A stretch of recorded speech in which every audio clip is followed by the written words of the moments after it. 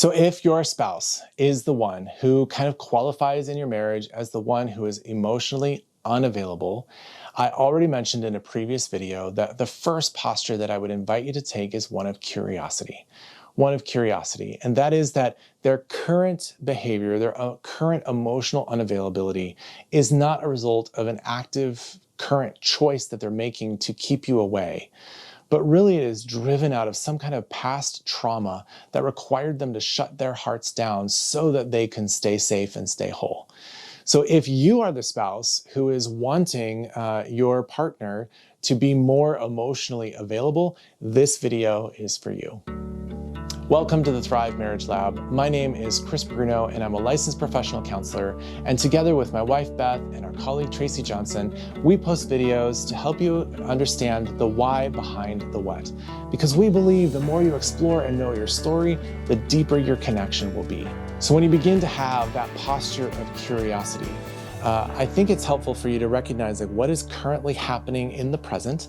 What are the moments, if not every moment, but if there are a couple of moments that actually increase the level of unavailability in your spouse, start to wonder about that. What is going on in the dynamic between you? Is there a sharp word? Is there an expectation? Is there some kind of unmet desire? Is there some kind of shame that is showing up? Begin to wonder what is actually happening in the present, in the here and now, and then have some curiosity for yourself. Where might that same thing have occurred in the past, that same experience? So where in your spouse's story did they know desire that was unmet? Where in your spouse's story did they know shame? How was shame handled in their life? Where did they know feelings of emotions? How were emotions handled in their family of origin?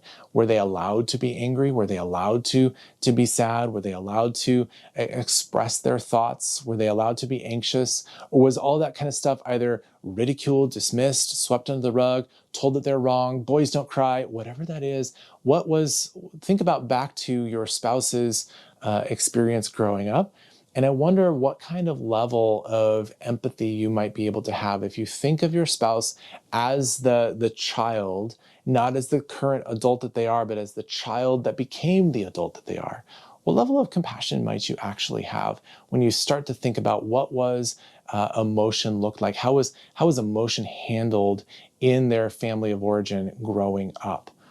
Now, you may actually know some stories. You may actually know from things your spouse has said, their parents have said, that kind of thing. Their brother, sister have shared with you. You might know some stories that have been shared with you where that might have been the case. So if you do, then I would suggest you just slowing down and beginning to wonder what might that have actually felt like to my spouse? Not just what happened, but what did it feel like to my spouse? What did it feel like to be that little boy or that little girl in that moment? If you can have that kind of curiosity just for yourself, you're not talking to your spouse about this just yet, but just that kind of curiosity around what it felt like for them, can you inside of you find any kind of compassion or empathy for that younger part, for that younger boy or girl that they were back then? Can you have some kind of compassion for how that experience might have felt for them? And then even one step further is, and therefore, what did they have to do to stay safe? How did they have to shut down their emotions in that moment? And where did they go with them? What did they have to do with them? Where did they feel them? Did they have to completely cut them off? Did they get buried? Is there some reservoir of anger that's somewhere buried in the backyard of their lives? What is happening in that space for them? Can you, as a spouse, move into a place of compassion and empathy for that younger story? I can tell you that if you can do that, it will begin to move the two of you closer and closer together. Now, in a previous video, I did speak to the spouse who may be the one experiencing I don't have availability to my own emotions, let alone availability to my spouse's. And I asked that person to consider what are some of those stories that they experienced where that was necessary for them to be able to survive. Where did they have to shut down their emotions in order to make it through the day or the week or the month? And so as the other spouse, as the one who's wanting to feel more emotionally connected with your spouse, who's, spouse, you're the one who's able to connect, your spouse is the one who's not, what would it be like for you to listen and invite those kinds of stories? What would it be like for you to wonder about what they bring to you? Are they able to talk about some of those experiences as a child? And then wonder with them what that felt like. Now, you're not trying to parse out how much time did that take, what happened, what house did you live in? Like, you're not trying to find out all the details. Your focus is on what it felt like as a child to experience that event, that situation, that moment in their stories.